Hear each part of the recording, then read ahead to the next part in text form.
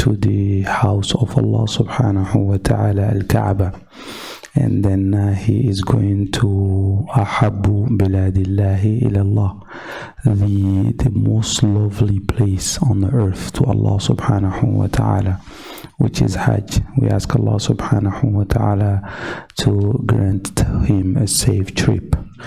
We entrust Allah subhanahu wa ta'ala with his deen and his amanat, and we ask Allah subhanahu wa ta'ala to make a good deed easy for him wherever he may be.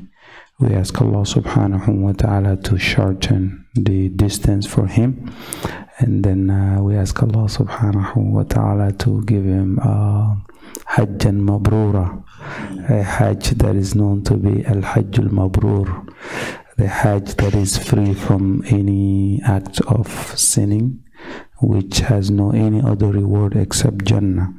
We ask Allah subhanahu wa ta'ala, those of us that are also hoping and intending and planning to go, and may Allah subhanahu wa ta'ala make it easy for us to go. And those who are not yet making intention, we pray that Allah subhanahu wa ta'ala help them to make an intention. And I know tonight is not a talk about the Hajj, but it's something that we must put it in our schedule. And back in day, subhanallah, people wait till they get old and old and old to go for Hajj. But nowadays, alhamdulillah, Allah happened to bless us with a more understanding of our deen, and also the means, the resources are available. Anyone who wants it to go is just a matter of the season, and 9 out of 10 Allah will make the rest easy. Anyone whom Allah subhanahu wa ta'ala bless you with the money, and then with also the ability that you can travel, meaning a means that will allow you to move around, you should go for Hajj. However, we living in the West here, Shaitan make us think like, okay, there's no rush. You can go to Paris, you can go to Germany, and we make a Hajj so many times to back home, but we haven't yet make it to house of Allah. And that is a big risk, and we shouldn't take it. We shouldn't take it. And Allah may not ask me why you didn't go back home to visit your people since you left them. Allah will not ask me about that. Wallah, He will not, if I die. However, if I don't go for Hajj, He will ask me, I bless you, I brought you to America, you had a mean to travel, you had money, you planned and saved, and go visit 1 time, 2 times, you didn't visit the house of Allah.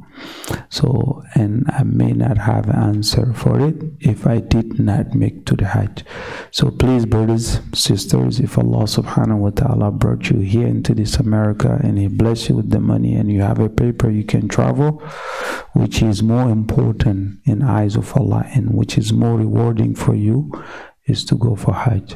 So to see, mashallah, our young brother and making this noble intention and efforts to go, and we can't say nothing else except to ask Allah to make it easy for him and to bless all of us also that we can go visit the house of Allah before we meet Allah. Ameen. Now after that, the brother asked a question that about the sutra, and sutra is when you are about to pray, the object that you will have before you is something that the Prophet says sallallahu alaihi wasallam, إِذَا صَلَّى أَحْدُكُمْ فَلْيُصَلِّ إِلَى السُّتْرَةِ. If one of you is to pray, and then he must to pray having towards a sutra, and then otherwise his salat can be invalidated by dog, by woman, by other things that will try to cross in before him or her. So that means we have to have that. It's a mistake from us to come and just stand up in an open space to pray. It's not right. We do it a lot, but it is not in accordance to the teaching of the Prophet sallallahu alaihi wasallam. So that sutra should be maybe the length of when your hand can reach. When you make sujood, then to a place that your hand can reach. And sometime when the Prophet ﷺ placed the sutra, he will go a side away from it. It's not exactly like this. That's what many people think. No, kana yamilu anhu shay. He goes sideways this way or that way. It's not like if you don't have it here, your salat is not good. As our brother always enforced that on us, we will not blame him. We'll just ask Allah to increase us in him in eagerness to do the right thing, because so many of us will hear this, we don't take it into consideration.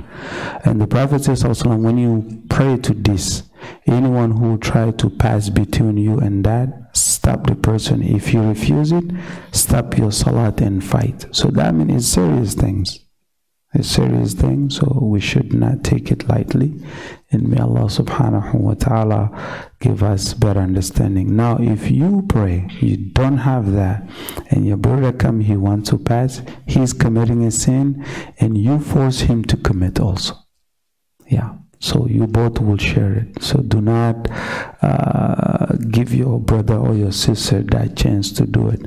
And if it happened to be a woman completely, your salat has to be done over. Jazakumullah khair. Thank you for the question. May Allah subhanahu wa ta'ala give us a better understanding. Amen. Said, I am praying here. I'm going to pass there. That doesn't count. No. My hand cannot reach him unless I moved up. No, that's not what he said. He's saying that the distance that you can stop the person. If it's beyond that, that is not before you, that is ahead of you. That's why he clearly says, Bayna yadayi al-musalli. He didn't say amam al-musalli. Before you and ahead of you is not the same. All of you are ahead of me, but you're not before me. I hope that's understandable English. Jazakumullah khair. Thank you for that part. Jazakumullah khair.